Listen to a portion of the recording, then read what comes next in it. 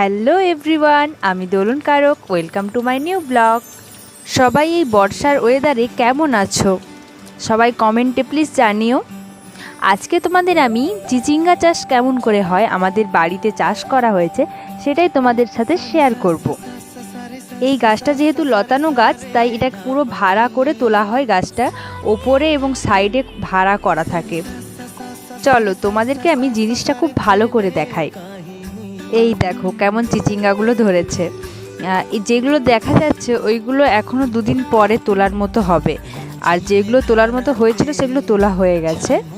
আর নিচের অবস্থাটা দেখেছো কেমন হয়েছে বর্ষাকালের জন্য।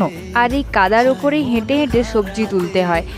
আমরা এই বৃষ্টি বা বন্যার ওয়েদারে সবজির দাম বেড়ে যাওয়াটা দেখি, কিন্তু তার পেছনে একটা চাষির কতটা কষ্ট থাকে সেটা না দেখলে বোঝা যায় না। আমাদের চিচিঙ্গা চাষ কেমন লাগলো সেটা অবশ্যই কমেন্টে জানিও। চলো আজকের মতন টাটা।